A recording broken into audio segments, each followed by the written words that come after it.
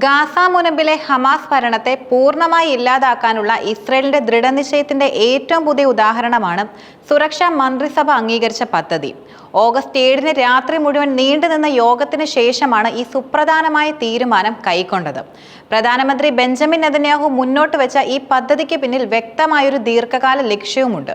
ആദ്യം ഗാസയുടെ പൂർണ്ണ നിയന്ത്രണം ഏറ്റെടുക്കുക, പിന്നീട് ഹമാസിനെ എതിർക്കുന്ന സൗഹൃദ അറബ് സേനകൾക്ക് ഭരണം കൈമാറുക. ഈ നീക്കം ഇസ്രയേലിന്റെ സൈനിക നടപടികളുടെ തീവ്രത വർദ്ധിപ്പിക്കാൻ സാധ്യതയുണ്ടെങ്കിലും ഇതിന് വലിയ വില നൽകേണ്ടി വരുമെന്ന് നിരവധി പേർ മുന്നറിയിപ്പും നൽകുന്നുണ്ട്.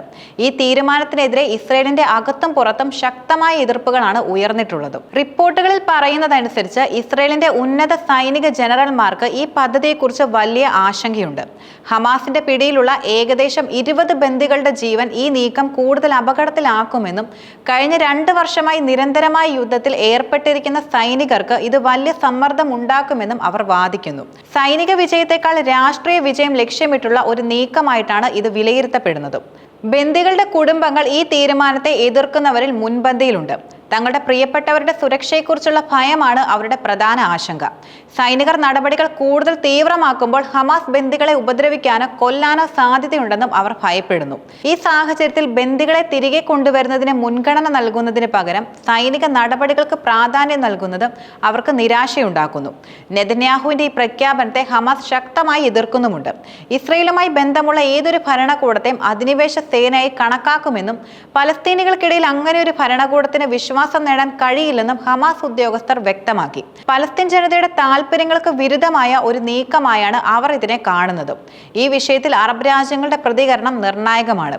ജോർദാൻ പോലുള്ള അയൽ രാജ്യങ്ങൾ ശക്തമായ നിലപാട് സ്വീകരിച്ച് രംഗത്തെത്തിയിട്ടുമുണ്ട്. പലസ്തീനികൾ സമ്മതിക്കുന്നതും തീരുമാനിക്കുന്നതും മാത്രമേ അറബികൾ പിന്തുണയ്ക്കൂ എന്ന് ഒരു ജോർദാനിയൻ ഉദ്യോഗസ്ഥൻ വെളിപ്പെടുത്തുകയുണ്ടായി.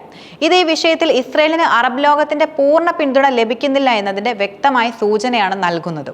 പലസ്തീനികളുടെ താൽപര്യങ്ങളെ അവഗണിച്ചുകൊണ്ടുള്ള ഒരു നീക്കത്തിനും അറബ് രാജ്യങ്ങൾ അംഗീകാരം നൽകില്ലെന്ന് ഈ പ്രസ്താവന വ്യക്തമാക്കുന്നു. നെതന്യാഹുവിന്റെ ഈ പദ്ധതി ഗാസയുടെ ഭാവി കൂടുതൽ അനിശ്ചിതത്വത്തിലാക്കാനാണ് സാധ്യതയും. ആഭ്യന്തരവും അന്താരാഷ്ട്രപരവുമായ എതിർപ്പുകൾ നിലനിൽക്കുന്ന ഈ സാഹചര്യത്തിൽ ഈ പദ്ധതികൾ നടപ്പാക്കുന്നതും എളുപ്പമായിരിക്കില്ല.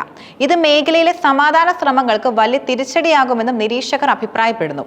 ഗാസയിലെ ജനങ്ങൾ കടുത്ത ഭക്ഷ്യജലക്ഷാമം നേരിടുന്നുവെന്ന റിപ്പോർട്ടുകൾ വന്നതോടെ ഇസ്രയേൽ പ്രധാനമന്ത്രി ബെഞ്ചമിൻ നെതന്യാഹു വ്യോമമാർഗം സഹായം എത്തിക്കാൻ തീരുമാനിച്ചു.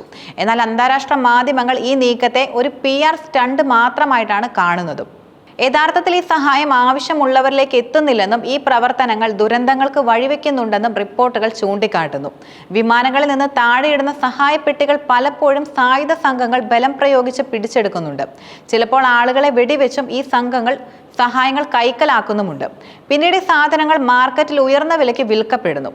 ഒരു ബിസ്ക്കറ്റ് പാക്കറ്റിന് 20 ഷെക്കൽ, അതായത് ഏകദേശം $5 വരെ വില ഈടാക്കുന്നുണ്ടെന്നാണ് റിപ്പോർട്ടുകൾ പറയുന്നത്. ഇത് യഥാർത്ഥത്തിൽ സഹായം ആവശ്യമുള്ള പാവപ്പെട്ട ജനങ്ങൾക്ക് ഒരു പ്രയോജനവും ചെയ്യുന്നില്ല. വ്യോമസഹായം പലപ്പോഴും ദുരന്തങ്ങൾക്ക് കാരണമായിട്ടുണ്ട്. സഹായപ്പെട്ടികൾ അഭയാർത്ഥികളുടെ കൂടാരങ്ങളിൽ വീണ് പാരച്യൂട്ടുകൾ തുറക്കാതെ താഴേക്ക് പതിച്ചും നിരവധി പേർക്ക് ജീവൻ നഷ്ടപ്പെട്ടു. ഒരു സംഭവത്തിൽ സഹായപ്പെട്ടി വീണ് ഒരാൾ കൊല്ലപ്പെടുകയും 11 പേർക്ക് പരിക്കേൽക്കുകയും ചെയ്തു. കടലിൽ നിന്ന് പെട്ടികൾ എടുക്കാൻ ശ്രമിക്കവെയും തിക്കിലും തിരക്കിലും പെട്ട് ആളുകൾ മരിച്ച സംഭവങ്ങളും ഉണ്ടായി. ഇസ്രയേലിന്റെ ഈ നീക്കത്തിന് പിന്നിൽ അന്താരാഷ്ട്ര തലത്തിലുള്ള സമ്മർദ്ദം കുറയ്ക്കുക എന്ന രാഷ്ട്രീയ ലക്ഷ്യമുണ്ടെന്നാണ് വിമർശകർ ചൂണ്ടിക്കാട്ടുന്നത്. ഗാസയിലെ പട്ടിണി മറച്ചുവെച്ച് തങ്ങൾ എന്തെങ്കിലും ചെയ്യുന്നു എന്നൊരു പ്രതീതി സൃഷ്ടിക്കാനാണ് ഈ എയർ ഡ്രോപ്പുകൾ ഉപയോഗിക്കുന്നത്. ഐക്യരാഷ്ട്രസഭയുടെ ഏജൻസികൾക്ക് കരമാർഗം സഹായം വിതരണം ചെയ്യാൻ അതിർത്തി തുറന്നു കൊടുക്കുന്നതാണ് കൂടുതൽ ഫലപ്രദവും സുരക്ഷിതവുമായ മാർഗം. ഒരു ട്രക്കിൽ കൊണ്ടുപോകാൻ സാധിക്കുന്നത്ര സാധനങ്ങൾ ഒരു വ്യോമ പദ്ധതിയിലൂടെ എത്തിക്കാൻ സാധിക്കില്ല. ആയിരക്കണക്കിന് ട്രക്കുകൾ അതിർത്തിയിൽ കാത്തുകിടക്കുമ്പോൾ എയർ ഡ്രോപ്പുകൾ നടത്തുന്നത് ഒരു പ്രഹസനം മാത്രമാണെന്നും അവർ ആരോപിക്കുന്നു. ചരിത്രപരമായി അഫ്ഗാനിസ്ഥാനിലും സിറിയയിലും നടന്ന എയർ ഡ്രോപ്പുകളും ഫലപ്രദമായിരുന്നില്ല. സഹായങ്ങൾ തെറ്റായ ആളുകളുടെ കൈകളിൽ എത്തുകയോ അപകടങ്ങൾ ഉണ്ടാവുകയോ ചെയ്തതായി അന്നും റിപ്പോർട്ടുകൾ ഉണ്ടായിരുന്നു. ഈ അനുഭവങ്ങൾ മുൻനിർത്തി ഇസ്രയേൽ നടത്തുന്ന ഈ വ്യോമ പദ്ധതികൾ മാനുഷിക സഹായത്തെക്കാൾ കൂടുതൽ രാഷ്ട്രീയ താൽപര്യങ്ങൾക്ക് വേണ്ടിയുള്ളതാണെന്നും വ്യക്തമാണ്. ഈ 2 നീക്കങ്ങളും ഗാസയിലെ ജനങ്ങളുടെ ദുരിതം വർദ്ധിപ്പിക്കാനും മേഖലയിലെ സമാധാനം കൂടുതൽ അകറ്റാനും മാത്രമേ സഹായിക്കൂ എന്നാണ് വിദഗ്ധരുടെ അഭിപ്രായവും. ഇസ്രയേൽ ഭരണകൂടത്തിന്റെ ഈ തീരുമാനങ്ങൾക്കെതിരെ ലോകമെമ്പാടും പ്രതിഷേധങ്ങൾ ശക്തമാകുന്നുണ്ട്. ഗാസയുടെ ഭാവി ഇനിയും അനിശ്ചിതത്വത്തിലാണ് തുടരുന്നത്.